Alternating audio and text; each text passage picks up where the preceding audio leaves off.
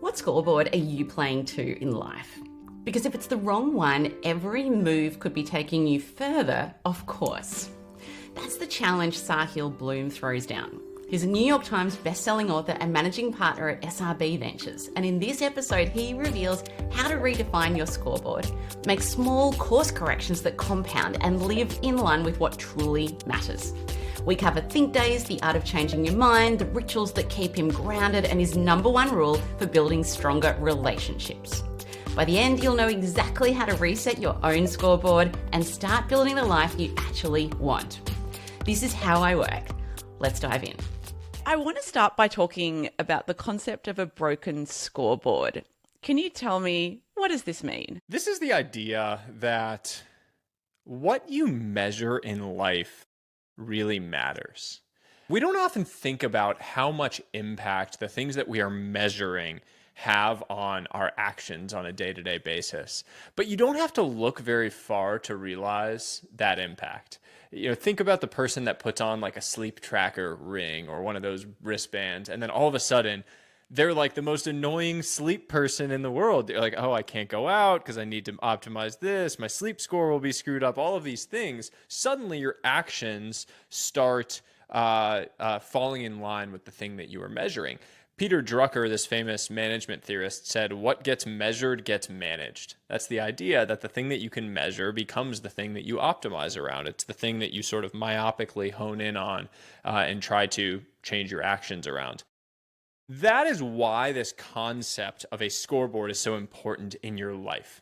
Because if you have the right scoreboard, then your actions will align around the right things. But if you have a broken scoreboard, which I'll argue we do, you will take the wrong actions. And that was really the realization that sparked this entire journey for me. It was the idea that we were only measuring one thing to sort of sum up our life and our worth, and that was money. So the question that I like to ask myself, which I think everyone should ask, is to sit down and say, if a third party were to come in and observe my actions for a week, they were to come in and just watch me for a week, what would they say my priorities are?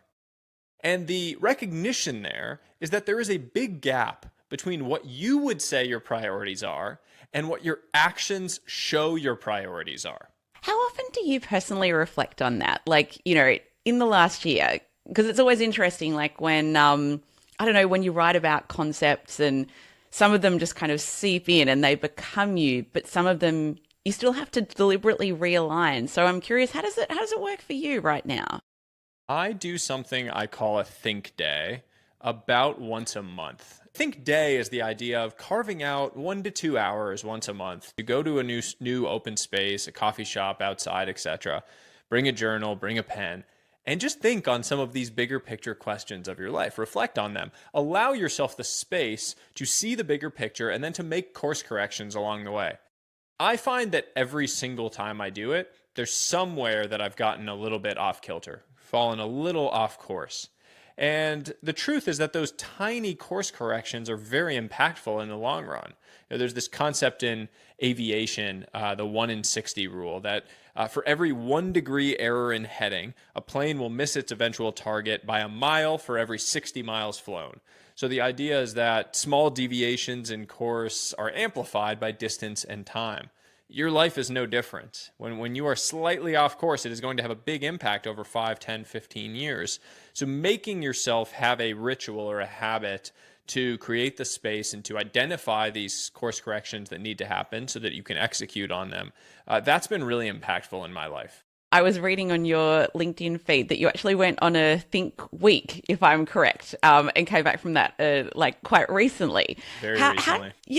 How do you structure a Think Week as distinct from a Think Day? Technically, it was 3 days, but I'm calling it a Think Week because it was most of a working week. The idea was for it to be as unstructured as possible.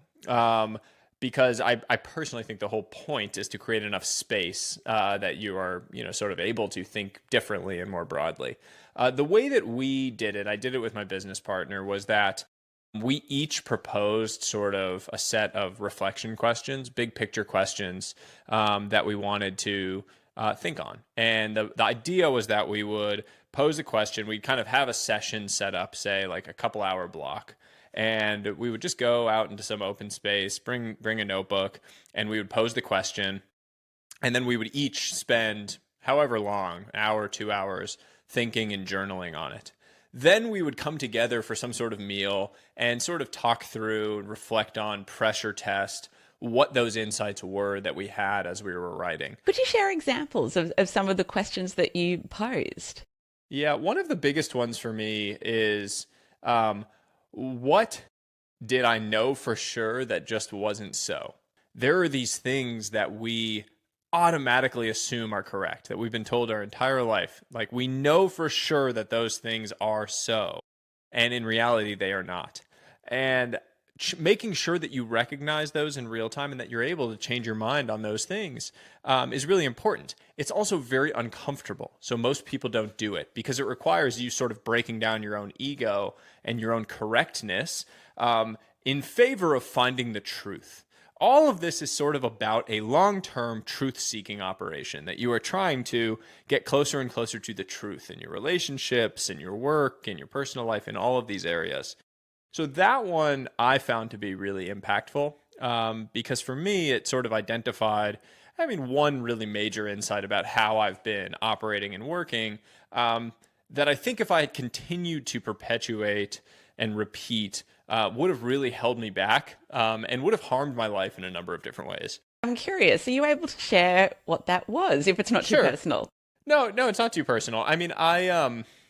I had for the longest time had the belief that my path to building something really interesting, engaging, and big from a business standpoint around this platform that I've created and these ideas was to take a lot of different sort of swings and a lot of different bets that were out in the world and have sort of like a small amount of energy deployed across a bunch of different things, that sort of a venture capital portfolio, if you will, for those in the investing world. And that a couple of those would work out to an enormous extent. Most of them might not, or they would be small. And that would lead to a good overall outcome across the portfolio. What I found and what I confronted was just this idea that actually, when it comes to my energy and my attention, that was harming more than it helped. Because being scattered across 100 things just meant that I was going to do none of them well and make myself miserable in the process. And so it precipitated a pretty radical simplification of my entire business and life ecosystem.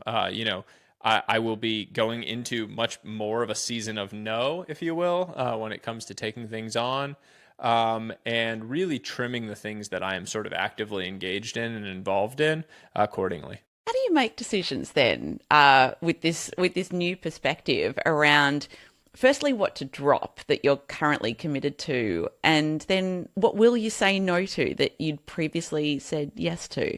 Yeah, I have a couple of different ways I think about this. So the first one is if you are currently doing something, you have to look at it as either I am a buyer of this thing, i.e. I'm going to continue doing it. I think it makes sense to continue doing and investing my time, energy, and attention in, which are your most precious assets, or I'm a seller of it, meaning I would not buy this right now based on what my current ecosystem is. So I don't think it should continue to exist. I'm a seller of it. That doesn't mean that you can immediately exit it, but it means that you should start thinking about, are there ways to exit whatever this situation is? The second thing I would say is I have a test. I talk about this in the book. I call it my new opportunity test.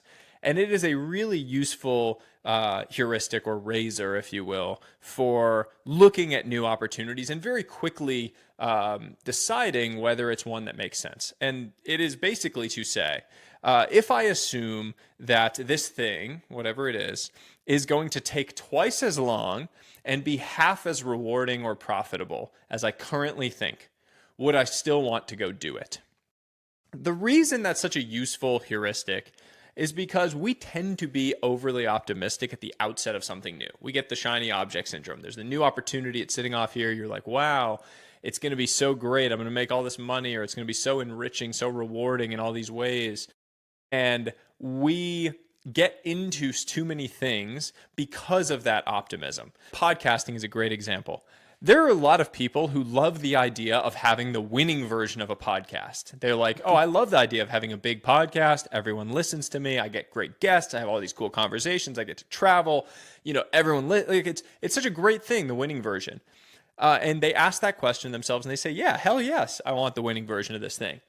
But very few people are willing to do the losing version for as long as is necessary to get to the winning version. It's years for most people, grinding through the mud, crawling, like hard conversations, navigating booking, all of the research, all of the challenging aspects. So if you are willing to do the losing version long enough to earn the winning version, and you want that winning version, it tends to be a great thing to then go take on. I love that as a perspective. Something that you recently posted, and I was reading it on LinkedIn. I think this is from a couple of days ago. You said that you're optimistically pessimistic about AI, and I found that curious. Like, as someone that invests in AI companies, and I imagine is using it a lot in your work life. Tell me what you mean by that. I actually, this is funny. I think optimistically pessimistic was the nicest way that I could possibly have said that. If I'm being completely honest with you, I am mildly terrified of what the future looks like. I have a young son. I have a 3-year-old. So a lot of things that I think about the future are viewed through the lens of what his future is going to look like. And I have some pretty serious concerns about what that future looks like, given what I'm starting to see. I do not believe that anyone has the incentive to think humanity-wide about the implications of the technology that we are building. I see companies that have the incentive to go as fast as possible to generate the most profit, to get the biggest releases so that they can maximize profits. I see countries that have the incentive to go as fast as possible so that their geopolitical foe does not get the thing before them. And what that means is that everyone is going to rush without ever thinking about what happens if the genie gets out of the bottle. And humans are notoriously bad at acting early enough to get out in front of exponential growth, whether it's with a pandemic or whether it's with technological expansion and growth. And so that is deeply concerning to me. The other piece that's concerning to me is the idea of enormous job displacement that is simultaneously paired with a booming stock market. I can see a world where you have 20 to 30% unemployment of knowledge workers and a stock market that has never been higher because that unemployment has come in line with enormous efficiencies that have bolstered profits to an extraordinary extent. And I think that the unrest and upheaval that comes from a world where the rich are so massively richer because they're invested in equities, and sort of the middle class and lower income folks are all unemployed, is a really scary prospect. I would love to also understand like how you think about it on more of a micro day-to-day level, and like where are the ways that you're currently using and experimenting with it in your own workflows to augment your own work and thinking? Yeah, I do my own writing mainly because I love writing, and writing is how I think clearly. If I did not write these things myself, I would never be able to articulate them or have conversations about them, which is why I value writing so much. I will use AI as a brainstorming partner, as like a thought collector, as like a research assistant, in a variety of cases. I'm currently working on seeing if I can build like a sort of like a proper like book research assistant that effectively works 24/7 to kind of source and find me interesting things that I can incorporate into my next book. And the technology sort of exists that you're starting to get close to that world. My dad jokes about this. He spent his whole career as a researcher. He's an academic professor. How much time he spent like in libraries looking at old texts and research, and then, how much time he spent paying research associates and people and assistants to dig up all of these studies and all of the, sources. And now it can all be done, like effectively instantaneously. And so, again, thinking through implications of all of that is interesting. I think in the short term, it allows for, kind of a lowering of, the prerequisites necessary to create and share ideas that are, world positive. Yeah, it's funny what you say about writing. I can definitely relate to that as a writer that needs to use their writing to work out their thinking. And I was having a conversation with a friend of mine yesterday who's he's a writer as well. He's written many books, mostly through Harvard, and he was saying for the first time in his book contract there was a clause that said you can't use AI to create any content in this book. More from a copyright point of view, as a writing quality point of view. But I find that quite intriguing.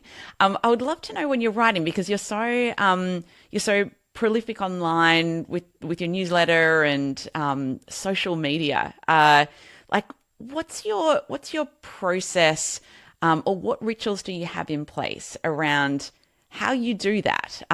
Because it doesn't seem like it's scattergun and just waiting for that spark to hit you. I don't have a schedule of stuff that's scheduled to go out for the next week. When you see me post on LinkedIn, 89% of the time I wrote it right then and then posted it. And that's just part of how I work. I have a really tough time thinking far in advance on anything creative. I like to write about things that kind of sparked my interest, like the Think Week. I wrote a newsletter on that because I was flying home from the Think Week, and I was like, oh, I need to write down all these insights and reflections that I had. So what I think about from a structure standpoint is a little bit different than how most people think about creating content or sharing ideas. Most people think that is about creation.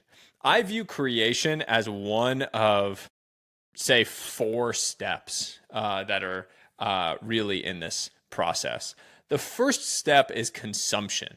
It is to say that you actually need to consume at the top of funnel interesting ideas and sort of immerse your brain in interesting ideas through things you read, listen to, conversations you have, etc. I am structured about that. I make sure that every single day I'm reading for at least an hour. I read 30 minutes first thing in the morning when I wake up, and then I read 30 minutes in the evening, later in the day in the sauna, or just sort of quiet reading time.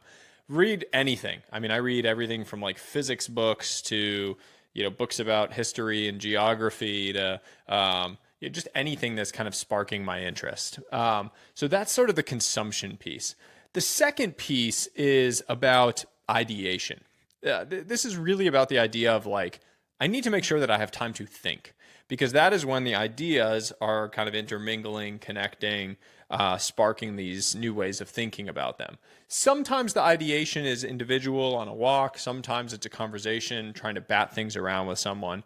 But again, I am structured about that. I have time during my day when I am just thinking, when I'm like going out on a walk, just stewing on these ideas. Then comes the creation process of being able to sit down and really think about turning those ideas into something that I can put out into the world. And then the final piece is sort of thinking about amplification. It's like, where all does this go out? Generally speaking, I think about writing a newsletter, and then we think about taking it from the newsletter and how it goes out across different mediums in video or written format. But it sort of depends on the given situation. Something I heard you did, and I think I heard it in a YouTube video, and I'm not sure if it's in the 5 Types of Wealth, but you talked about when you were growing on Twitter or X several years ago that you formed I think it was called the 100K Club. Can you tell research. Me? Wow. Can you tell me about that? Oh, yeah. So when I was just starting to write on Twitter, this is May of 2020, I first started writing there. And I was starting to have some traction. I was writing about business and markets and finance. I was still working in my full-time day job as an investor. And maybe late 2020, there was like a small group of people across sort of like technology, investing, entrepreneurship that we'd kind of become friendly with from just, interacting on Twitter. And I got a message from one of them saying, hey, like, gonna make a chat group, a group chat where we can kind of like share what's working, what's not, support each other, just like generally people that are trying to grow their platform on Twitter, and we can share ideas. So I said, cool. We ended up forming it. That was late 2020. And it ended up becoming an enormous, sort of like force multiplier on all of our efforts and our ability to grow and reach more people. And all of those people have now grown their platforms, but also just like their businesses in a variety of different ways. And we all still have the group chat. It is still active. It's still there. We still interact in there. Not about the same stuff that we did in the early on days, but it has been a really cool thing and a great lesson that having a community of people who are sort of in the trenches with you on these journeys can be really impactful. Some of the tactics that that came out of that group, I guess in its first year of existence, that really shifted the needle for you? It was very focused on sort of the nitty gritty. So, one of the big ones was like how to craft a kind of hook to a tweet that was most likely to grab people and drive the highest number of like click-throughs and impressions. There was a lot of how to convert people to subscribe to your newsletter at the end of these kind of longer form Twitter posts. The types of content that were really getting shared, whether like visuals versus no visuals, the sort of like pillars and archetypes of the types of content. It was pretty nitty gritty in terms of the things that people were focused on, because these were like real business operators or investors that liked to get in the weeds. It wasn't just like oh, good job, pat each other on the back type thing. It was very much like sharing best practices. Everyone was kind of in their own domain, so no one was competitive with one another, at least not beyond a friendly level. And it was really, really useful. I love the sound of it. I would love to talk about social wealth, which was one of the 5 types of wealth that you talk about in your book. And I would love to know first, what's the biggest mistake that you see people making when it comes to social wealth? And perhaps maybe we need to define it in case it is not obvious what it means to be socially wealthy. Let's start there. Yeah, social wealth is just about your relationships. It's about a recognition of relationships as an asset that compounds over the long run if you invest in those things. And that ties to the most common mistake that I see, which is thinking that relationships are just a static entity, and not something that compounds and not something that will pay the greatest returns and dividends in life. The reality in the science and in our own anecdotal experience is that relationships are the single greatest predictor of a happy, healthy life. The strength of your relationships determines those outcomes. And yet, they tend to be the first thing that fall by the wayside when we get busy. You get busy in life and you stop texting the friends, you stop calling your mom, you don't get that old group of buddies together for the annual trip. All of those things start to fall when in reality, those are the things that are going to contribute to the great life that you are trying to build. And so recognizing that and realizing that really anything above 0 compounds. A tiny action done for a friend or a family member is something that is going to compound and stack over the long run. Showing up for these people during their time of need, showing up when it's not easy, these people will be there for you when your life is in a tough spot. Do you, I guess, action the principles around social wealth when I imagine, and particularly with the insight that you shared around, you had taken on a lot of different things that perhaps you are now going to drop. And I just know, what it's like being incredibly busy, and it is really easy for relationships to be the first thing that goes. What are some practices that you have found have served you, particularly in those really busy and hectic times? The number one practice I have is a rule, which is when you think something nice about someone, let them know right then. I am very good about that. I'm not great about replying to text messages or emails really promptly because I'm overloaded most of the time, but I'm very good about sending someone a message when I think something nice about them.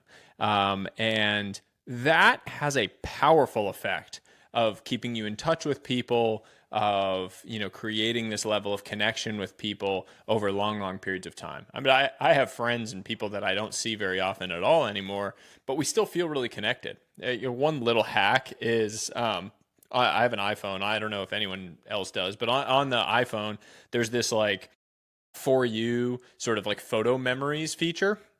And once a week or so, I'll go to that photo memories thing and I'll send the picture to people that are in it. So it'll prompt, some sort of memory from your life with friends. And if you just send it to them and say, hey, great, like this was great times, fun time, whatever, it sparks a tiny little interaction with the person. You don't need to spend 30 minutes catching up with them, but it sparks a little interaction that just lets them know that you were thinking about them. And that goes a long way over long periods of time. When you say, when you think something nice about someone, you will communicate that. Like, what's your go-to? Like, if we were friends, would I just like get an email out of the blue from you? Would I get a voice memo? Like, what does that look like in practice? Generally, a text out of the blue. I'm not a great email or sometimes voice note if I'm driving or something like that. But generally speaking, a text, just saying like, hey, was thinking about you, hope you're doing great. Or, saw this, thought of you, hope you're thriving. Something tiny like that. Not trying to force a catch up or a conversation, because oftentimes too, then you like put a burden on the other person. If they're busy, they feel bad. It can just be super simple. And I think it goes a long way. Yeah. Tell me about the life dinner concept and how that works. The life dinner is an idea that I first came across from an entrepreneur named Brad Feld, who sort of recognized that when life starts to get chaotic and busy, there are a lot of things that start to naturally slip in a romantic partnership. Importantly, things like bigger picture catch-ups about your vision for your relationship, for what your goals are, for the things that you're striving towards. And this life dinner is an idea of creating a monthly date that is dedicated to those things. That its entire purpose is to catch up and talk about those bigger picture opportunities, goals, stresses, visions, etc. that the two of you have, both individually and for your combined for your relationship. My wife and I have done this since our son was born, which is now 3 years in May 2022. And it has been an incredible ritual for keeping us connected when life got more chaotic than ever. There's the pushback that people like to have with this, which is like, you shouldn't have to do that. You should be talking every day. But once you have a kid and life starts to get a little chaotic, they're not sleeping a lot, you both have so many things going on that it can be hard to find the time to talk about, what are our finances? What are the business things I'm excited about? What are the things you're excited about? What are the, big picture goals we have for the next 3 years? And creating a monthly date dedicated to that makes sure that there is that touch point, and does it in a fun way that doesn't make it feel like a chore. It's funny. I could really relate to that when I read that in your book. Something that my husband and I do. We call it we call it a relationship check-in. I think that's our latest language around it. And we've got a set agenda of questions that we go through, and I think it's so important to carve out time to actually reflect on what has the last month actually been like, when we sit and, be present about it. And then, again, looking to the future and going, well, what are we trying to create here? And are we on track? So I got to say, it's been very powerful for us as well. Yeah, I completely agree. I love that you do that too. That's great. I would love to know, there are so many different tactics that you talk about in the 5 types of wealth. And something I'm always curious about with authors that do write books that are, full of different strategies is, for you personally, now, and I imagine it's probably been like a good 12 months since you submitted the manuscript, before it was released into the world. Like, what are maybe the 2 or 3, rituals or habits or strategies that right now, are just serving you best, and they're things that maybe have an inordinate amount of impact considering the time investment? The 1-1-1 method that I write about in the mental wealth section is probably the one thing that kept me sane during this entire crazy period of my life and book launch. I had always wanted to be a journaler my whole life. I always had these grand aspirations of what journaling looked like, that I'd sit down for 30 minutes in like a candlelit room and, write beautiful prose for 30 minutes. And life always has different plans. And so what would happen was January 1st, I would try to make a journaling habit. By like January 5th, I would have broken it and it wouldn't happen. And so I created this idea of a 1-1-1 method as my solution to try to build a journaling muscle. And the idea was, in the evening before going to bed, I would take a blank sheet of paper like this, and I would just write down one win from the day, something that I felt good about, one point of stress, tension, or anxiety, something that I want to get off my brain and onto the paper, and then one point of gratitude. Takes 2 to 3 minutes, maybe 5 minutes max if you're being really reflective. And it creates an immediate feeling of calm at the end of the day. And as someone who often struggled to go to sleep when I feel that kind of anxiety build, tension, it has been an enormous life improvement. And so in particular, during these times of life that feel somewhat unbalanced, when you're really sprinting on something, it was one simple 2 to 3 minute ritual that didn't add time or craziness to my life, that just allowed me to reset at the end of every day and, really operate from a place of strength. Do you know anything else that comes to mind, like in terms of those daily or weekly things that have just had an enormous impact and continue to? Yeah, I ground myself a lot in the physical. I write about physical wealth in the book, obviously, but physical rituals for me have a big impact because they dictate how I feel I show up in the world. Like I think that physical wealth has ripple effects into every other area of life. It is a catalyst in terms of how you look at yourself in the mirror, how you feel about yourself. You feel like a winner. You start operating like a winner in your relationships, in your work, in your life. So I have always found that during stressful periods of time, like the one I've been going through, making sure that I can handle these kind of like daily non-negotiables when it comes to my physical health, have been really impactful. And so for me, that's trying to make sure that I sleep, 7 hours a night. Sometimes it's 6, but try to get 7 hours of sleep a night, making sure I'm moving for 30 minutes a day, no matter what. That could be a walk, but it has to be something. I have to move for 30 minutes a day. And then from an eating standpoint, that I'm prioritizing protein and having only really whole unprocessed foods, just like making sure that I'm having kind of single ingredient whole unprocessed foods. If I do those 3 things, I feel pretty good. I'm keeping myself in check, in line, and I feel like that has ripple effects into how I show up all across my life. Something else I'm curious about is now that, the book has been out in the world for several months and you've done many interviews and I'm sure spoken to many readers. What are the 2 or 3 concepts that have resonated most with readers? And I'm wondering, if there's been any surprises there. The dimmer switch mentality really resonated with people. And that was a bit surprising to me. I wasn't sure if that would really click. This is the idea that like your life, these different areas of life can exist on dimmer switches. They don't need to be on off. And so while you have one dimmer switch turned up, you may be focusing on one area during this season of your life. You can have the others turned down low. They just can't be off.